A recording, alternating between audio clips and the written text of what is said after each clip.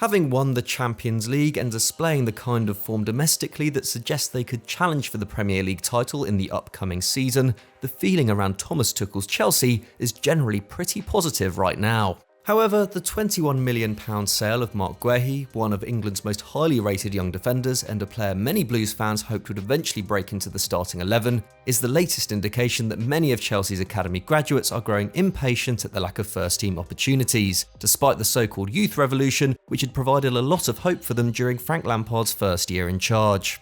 But why are so many young players leaving Stamford Bridge this summer, and is it necessarily a bad thing for the club? On today's FD Explained, we're going to find out.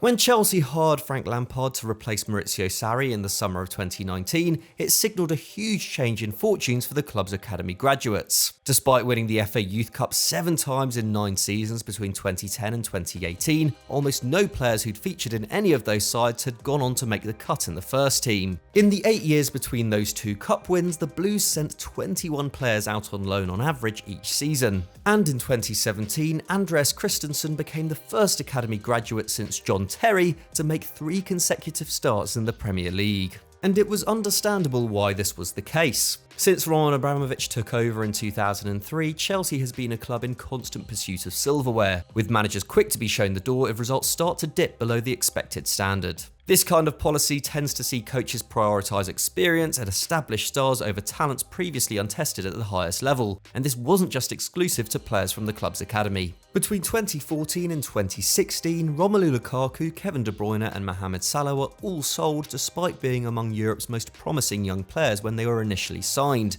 with Salah even let go at a loss, during a period in which they bought the likes of Cesc Fabregas and Diego Costa as they chased a first Premier League title since 2010 under Jose Mourinho. But fast forward to 2019, and with Lampard in the dugout, a number of promising youngsters finally got their chance in the senior setup. He brought Joe Edwards, who had been part of the club's academy coaching staff since 2004, and Jody Morris, who had been in the same setup since 2014, into his team. Both had enjoyed successful stints managing the under-18s, while Morris had also been Lampard's assistant at Derby County, where he was instrumental in securing loan deals for Fikayo Tomori and Mason Mount, who was being chased by clubs in the Bundesliga at the time. The success the 2 youngsters enjoyed at Pride Park in 2018-19 gave a glimpse into what the Chelsea team would look like the following campaign. Lampard's return to Stamford Bridge coincided with a transfer ban and the sale of Eden Hazard, with the only totally new face at the club being Christian Pulisic. So in many ways it made sense for the Blues hierarchy to hand responsibility to a coaching team who possessed both a strong relationship with the club's young talent and a good understanding of how to get the best out of them. That season, Lampard handed 8 academy graduates their Chelsea debut, more than any manager in the club's history, and that number didn't even include Tomori or Tammy Abraham, who had made just 3 senior appearances between them prior to 2019. Mason Mount ranked 2nd among outfield players for minutes played, Abraham ranked 6th, while Reece James and Tomori both featured prominently too. Lampard's youth-oriented side reached the FA Cup final and qualified for the Champions League, raising hopes of a new era in West London in which the club's most talented youngsters had a clear route to the first team. But by the English coach's 2nd summer, there were already signs that the project wasn't going the way that some expected. With Chelsea able to spend again and with profits from the sale of Hazard and Morata ready to be reinvested, Roman Abramovich sanctioned a number of big signings. Havertz, Werner, Chilwell, Ziyech and Mendy arrived to the tune of £222.5 million, the most money the club had ever spent in a single window. Not only did these arrivals see some young players push down the pecking order, but they also saw expectations of the manager's performance rise. Lampard was of course sacked midway through the campaign, with his side closer to the bottom half of the table than the top 4, and while his replacement Thomas Tuchel persisted with Mason Mount and Reece James, who both ranked in the club's top 4 appearance makers last term, it was bad news for Tammy Abraham. Having played in 16 of Chelsea's 19 Premier League fixtures under Lampard that season, he made just 6 top-flight appearances for the rest of the campaign, and didn't even play a single minute of Chelsea's triumphant run in the Champions League knockouts. Across 30 matches under Tuchel, he played just 230 minutes, and despite still finishing the campaign as the Blues' joint top scorer, the club are now prepared to sell him for a minimum of £40 million. Not a bad price at all for an academy product, but nevertheless a shame for a player who not too long ago looked capable of holding down the centre forward position at Chelsea long term. Still, with Tammy now struggling for game time, a move away would follow a similar pattern. The Blues have now brought in £190 million over the last 4 years from selling players on the fringes of the squad. And as we've already alluded to, Lampard's youth revolution had already lost pace even before he left the club.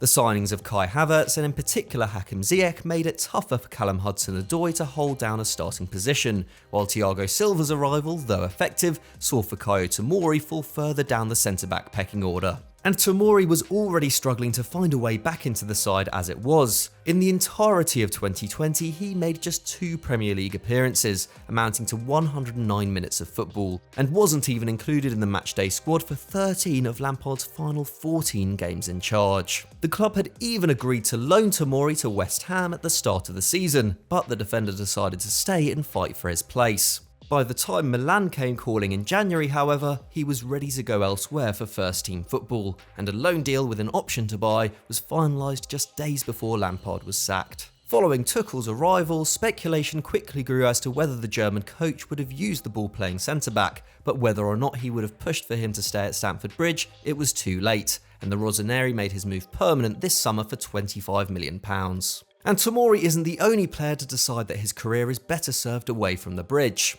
Lewis Bates, the 18-year-old midfielder who impressed massively for the club's under-23s last term, has joined Leeds for £1.5 million after rejecting a contract offer from the Blues, one which would have likely seen him sent out on loan to get more regular minutes anyway. Although unlike in Tomori's case, it's understood that the departure of Lampard and Morris, who both rated Bates highly, was a factor in his decision to leave. 2 other teenagers, Miles Peart-Harris and Dinel Semeu, have also joined Premier League rivals after rejecting new deals at Stamford Bridge, while Tino Livramento, the club's Academy Player of the Year, who was included in matchday squads by Tuchel towards the end of the season, is also expected to leave, having turned down fresh terms. And then of course there is the aforementioned Marc Guehi. There is certainly an argument that getting fees for players like this now is a good thing. Marco van Ginkel and Izzy Brown, for example, both left for free this summer after years of being loaned out. But Simon Johnson, the Athletic's Chelsea correspondent, recently wrote that there are people within the club who are worried about this latest development, and it's not hard to see why. Whereas before these kinds of players would be loaned out, sometimes for years on end, with the club keeping open the option of one day utilising their talents in the first team or seeing their market value grow bigger, they are now choosing to leave outright before entering the most important years of their development, denying Chelsea the chance to turn a bigger profit on them if they fulfil their potential further down the line. The perfect example of this is Tariq Lamptey, who joined Brighton for £3 million after turning down a new contract at Stamford Bridge, and within months was attracting interest from Bayern Munich. Had injuries not halted his progress on the south coast, a move of that calibre would still be on the cards, and may well be reignited in the future. And while the Blues would still benefit from the sell-on clause inserted into the deal which took him to Brighton, it would obviously be nowhere near the windfall they could have potentially received had they managed to keep him at Stamford Bridge, where he was beginning to get minutes at the time.